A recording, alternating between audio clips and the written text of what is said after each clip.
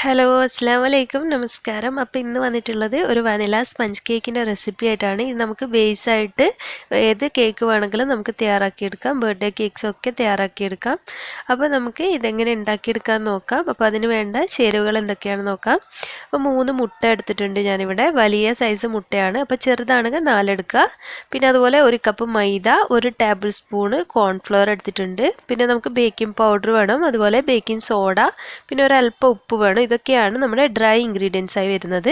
പിന്നെ നമുക്ക് 3/4 കപ്പ് പഞ്ചസാര എടുത്തിട്ടുണ്ട്. 1 കപ്പ് വരെ വേണമെങ്കിൽ ചേർത്ത് കൊടുക്കാം. പിന്നെ ഇതിലേക്ക് ഒരു 1/2 കപ്പ് ഓയിൽ, സൺഫ്ലവർ ഓയിലാണ് എടുത്തിട്ട്, പിന്നെ കുറച്ച് പാല്.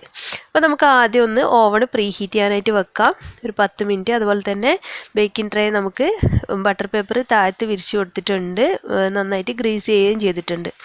ഇനി നമുക്ക് ഡ്രൈ ഇൻഗ്രീഡിയൻസ് ഒക്കെ ഒന്ന് നന്നായിട്ട് അരിച്ചെടുക്കണം. അപ്പോൾ ഒരു അരിപ്പ വെച്ചിട്ട് അതിൻ്റെ അടിയിൽ ഒരു പാത്രം വെച്ചിട്ടുണ്ട്. ഇനി നമുക്കിതിലേക്ക് 1 കപ്പ് മൈദ എടുക്കുക. അപ്പോൾ മൈദ അളക്കുമ്പോൾ നമ്മൾ മെഷറിംഗ് കപ്പ് വെച്ചിട്ട് കോരിയെടുക്കുക ഒരിക്കലും പാടില്ല. അപ്പോൾ നമ്മുടെ അളവൊക്കെ തെറ്റും, ഒരുപാട് മൈദ വരും. അതുകൊണ്ട് ഒരു സ്പൂൺ വെച്ചിട്ട് മെഷറിംഗ് കപ്പിലേക്ക് കോരിയെടുത്തിട്ട് അളന്നെടുക്കുക. 250 ml മെഷറിംഗ് കപ്പിലാണ് ഞാൻ എടുത്തിട്ടുള്ളത്. അതിലേക്ക് 1 ടേബിൾ സ്പൂണ് കോൺഫ്ലവറും, അതുപോലെ തന്നെ 1/4 ടീസ്പൂണ് ബേക്കിംഗ് സോഡ, 1 ടീസ്പൂണോളം ബേക്കിംഗ് പൗഡർ, ആവശ്യത്തിന് ഒരല്പം ഉപ്പ് ചേർത്ത് കൊടുക്കുന്നുണ്ട്. ഇനി ഇതെല്ലാം കൂടി ഇട്ടിട്ട് നന്നായിട്ടൊന്ന് അരിച്ചെടുക്കുക. അപ്പോൾ 2-3 പ്രാവശ്യം അരിച്ചാൽ അത്രയും നല്ലതാണ്. ഞാനിപ്പോൾ അരിച്ചതിന് ശേഷം ഇതുപോലെ ഒരു വിസ്ക് വെച്ചിട്ട് ഒന്നങ്ങ് മിക്സ് ചെയ്ത് കൊടുക്കുകയാണ് ചെയ്യുന്നത്. ഇനി നമുക്ക് ഒരു സൈഡിലേക്ക് മാറ്റി വെക്കാം. ഇനി നമുക്ക് 2 ബൗളാണ് വേണ്ടത്. അപ്പോൾ ഈ 2 ബൗളും നല്ല ഡ്രൈ ആയിട്ടിരിക്കുക, നല്ല ക്ലീൻ ആയിട്ടിരിക്കുക. ഇനി ഇതിലേക്ക് നമ്മൾ എടുത്ത് വെച്ചിരിക്കുന്ന 3 മുട്ടയുടെ മഞ്ഞയും അതുപോലെ വെള്ളയും ഒന്ന് സെപ്പറേറ്റ് ചെയ്തെടുക്കണം. അപ്പോൾ വലിയ പാത്രത്തിലാണ് ഞാൻ മഞ്ഞ ഇട്ട് കൊടുത്തിരിക്കുന്നത്. അതിലാണ് നമ്മൾ കേക്കിൻ്റെ മിക്സ് തയ്യാറാക്കുന്നത്. അതുപോലെ തന്നെ ചെറിയ പാത്രത്തിലേക്ക് മുട്ടയുടെ വെള്ളം എടുത്തിട്ടുണ്ട്. ഇനി നമുക്ക് ഈ ഒരു മുട്ടേൻ്റെ വെള്ളേനെ നന്നായിട്ടൊന്ന് പതപ്പിച്ചെടുക്കണം. അപ്പോൾ ബീറ്ററിൻ്റെ ബ്ലേഡും നല്ല ഡ്രൈ ആയിട്ടിരിക്കുക, അതിലൊന്നും വെള്ളം ഉണ്ടാവാൻ പാടില്ല. അപ്പോൾ നമുക്ക് നന്നായിട്ട് പതഞ്ഞു വരില്ല. അപ്പോൾ അതുപോലെ തന്നെ മുട്ട എടുക്കുമ്പോൾ ഫ്രിഡ്ജിൽ നിന്ന് എടുത്ത ഉടനെ നിങ്ങൾ എടുക്കാതെ ഇരിക്കുക. കേക്കൊക്കെ ഉണ്ടാക്കുമ്പോൾ എപ്പോഴും എടുക്കുന്ന ഇൻഗ്രീഡിയൻസ് നമ്മുടെ റൂം ടെമ്പറേച്ചറിലായിരിക്കുക, അതായത് തണുപ്പോട് കൂടി ഉപയോഗിക്കരുത്, ചൂടോട് കൂടി ഉപയോഗിക്കരുത്. അപ്പോൾ ഇതിലേക്ക് ഞാനൊരു 2 സ്പൂണ് പൊടിച്ച് വെച്ചിരിക്കുന്ന പഞ്ചസാര കൂടി ചേർത്തിട്ട് നന്നായിട്ടൊന്ന് ബീറ്റ് ചെയ്യുക. അപ്പോൾ ഇതുപോലെ കിട്ടും. നമ്മൾക്ക് ഇതുപോലെ കിട്ടുന്നില്ലെങ്കിൽ നമ്മൾ അതിലെങ്ങാനും വെള്ളമോ അതുപോലെ വേറെ എന്തെങ്കിലും മുട്ടയുടെ മഞ്ഞയൊക്കെ പെട്ടുപോയാൽ ഇതുപോലെ കിട്ടില്ല നമുക്ക്. അപ്പോൾ ഇനി ഇതൊരു സൈഡിലേക്ക് മാറ്റി വെക്കാം. അടുത്തതായി നമ്മൾ മാറ്റി വെച്ചിരിക്കുന്ന ആ ഒരു മുട്ടയുടെ മഞ്ഞയാണ് എടുത്തിട്ടുള്ളത്. അതിലേക്ക് മുട്ടയുടെ ഒരു സ്മെല്ലൊക്കെ പോകാനായിട്ട് വാനില എസെൻസ് 1 ടീസ്പൂണ് ചേർക്കുന്നുണ്ട്.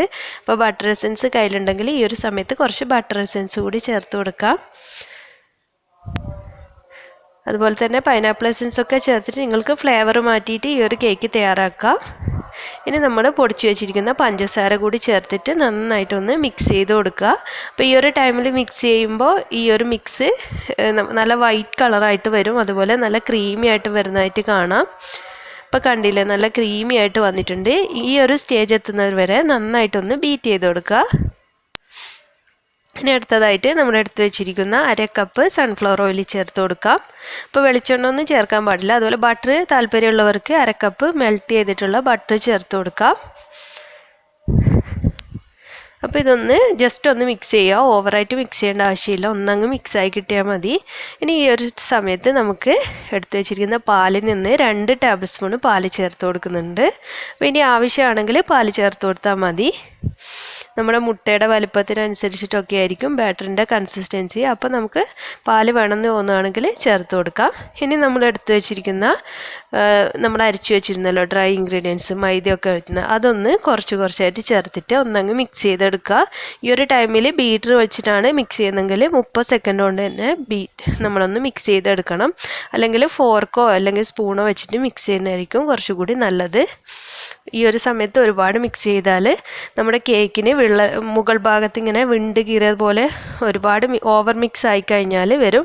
അതുപോലെ തന്നെ കേക്ക് മുകൾ ഭാഗത്ത് നന്നായിട്ട് നടുഭാഗത്തായിട്ട് പൊങ്ങി വരുന്നതൊക്കെ കാണാം. അതൊക്കെ ഓവർ മിക്സിങ് ആയാലാണ് വരുന്നത്.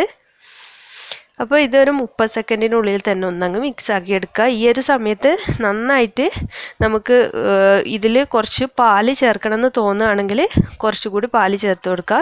ഇപ്പോൾ എൻ്റെ കറക്റ്റായിട്ട് വന്നിട്ടുണ്ട്, പാലിൻ്റെ ആവശ്യമൊന്നുമില്ല.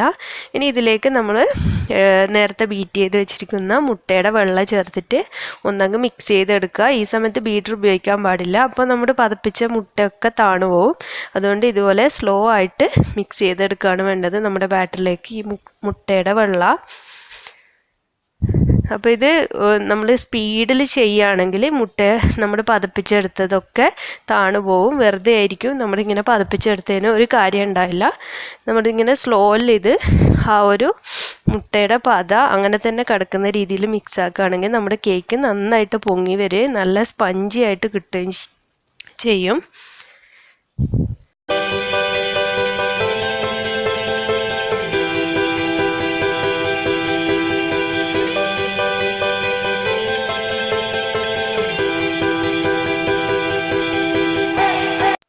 ഇതിപ്പോൾ നന്നായിട്ട് മിക്സായി വന്നിട്ടുണ്ട്. ഇനി നമ്മൾ ഗ്രീസ് ചെയ്ത് വെച്ചിരിക്കുന്ന ബേക്കിംഗ് ടിന്നിലേക്ക് ഇത് ഒഴിച്ചു കൊടുക്കാം. നമ്മുടെ കേക്ക് ബാറ്റർ ഈ ഒരു കൺസിസ്റ്റൻസിയാണ് വേണ്ടത്. അപ്പോൾ ഒരുപാട് തിക്കാവാനും പാടില്ല, കണ്ടില്ലേ, നല്ല ലൂസും അല്ല, ഇതുപോലെയാണ് വേണ്ടത്.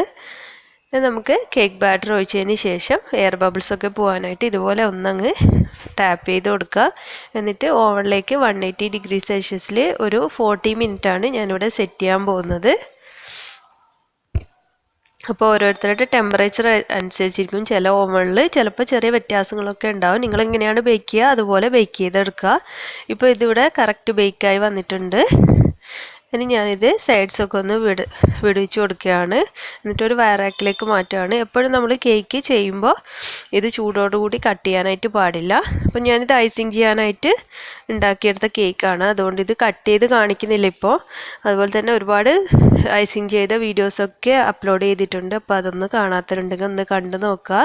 അപ്പോൾ അതിൻ്റെ കൂട്ടത്തിൽ ഇതുകൂടി ചെയ്യുമ്പോൾ ഒരുപാട് ലെങ്തി ആകുന്ന വീഡിയോ, അതുകൊണ്ടാണ് സെപ്പറേറ്റ് ആയിട്ട് ഇങ്ങനെ ഒരു വീഡിയോ ചെയ്യുന്നത്. അപ്പോൾ നമുക്ക് ഏത് ടൈപ്പ് കേക്കിനും ആണെങ്കിലും ഏത് ടൈപ്പ് ഐസിങ് കേക്കും ഈ ഒരു ബേസ് വെച്ചിട്ട് നമുക്ക് ചെയ്തെടുക്കാവുന്നതാണ്. ഡോൾ കേക്ക് അതുപോലെ നിങ്ങൾക്ക് വൈറ്റ് ഫോറസ്റ്റിനൊക്കെ നല്ല ടേസ്റ്റി ആയിരിക്കും ഈ ഒരു സ്പഞ്ച് യൂസ് ചെയ്യുകയാണെങ്കിൽ. അപ്പോൾ ഈ ഒരു വീഡിയോ എല്ലാവർക്കും ഇഷ്ടമായി എന്നാണ് കരുതുന്നത്. വളരെ സിമ്പിളാണല്ലോ, എല്ലാവരും ഒന്ന് ട്രൈ ചെയ്ത് നോക്കുക. ഇതുപോലെ നമുക്ക് ഓവൺ ഇല്ലാത്തവർക്കും ബേക്ക് ചെയ്യുന്നത് ഒരുപാട് വീഡിയോയിൽ ഞാൻ കാണിച്ചിട്ടുണ്ട്. അപ്പോൾ ആ ഒരു മെത്തേഡിൽ നിങ്ങൾക്ക് ഇതുപോലെ ചെയ്തെടുക്കാം ഇതേ ബാറ്റർ വെച്ചിട്ട്. അപ്പോൾ ഇതുപോലെ കേക്ക് ഉണ്ടാക്കി നോക്കാത്തവരാണെങ്കിൽ ഒന്ന് ട്രൈ ചെയ്ത് നോക്കുക. ട്രൈ ചെയ്യുന്ന സമയത്ത് എന്തെങ്കിലും ഡൗട്ട് ഉണ്ടെങ്കിൽ നിങ്ങൾ കമൻറ്റ് ബോക്സിൽ ചോദിച്ചാൽ മതി, ഞാൻ റിപ്ലൈ തരാം. അതുപോലെ തന്നെ ചാനൽ ആദ്യമായിട്ട് കാണുന്ന ആരെങ്കിലും ഉണ്ടെങ്കിൽ വീഡിയോയ്ക്ക് താഴെ ഇതുപോലെ ഒരു ചുവന്ന സബ്സ്ക്രൈബ് എന്ന് എഴുതിയത് കാണാതെ ഒന്ന് ക്ലിക്ക് ചെയ്യുക. അപ്പോൾ ഒരു ബെല്ലിൻ്റെ പടം വരും. അതിൽ ഓപ്ഷൻസിൽ മുകളിലത്തെ ഓൾ എന്ന ഓപ്ഷൻ ക്ലിക്ക് ചെയ്യുകയാണെങ്കിൽ ഞാൻ അപ്ലോഡ് ചെയ്യുന്ന എല്ലാ വീഡിയോസും നിങ്ങൾക്ക് മുടങ്ങാതെ കാണാൻ കഴിയും. അപ്പോൾ സബ്സ്ക്രൈബ് ചെയ്യാത്തവരുണ്ടെങ്കിൽ പ്ലീസ് ഒന്ന് സബ്സ്ക്രൈബ് ചെയ്ത് സപ്പോർട്ട് ചെയ്യുക. അതുപോലെ തന്നെ പ്രീവിയസ് വീഡിയോസൊക്കെ കാണാം. താങ്ക്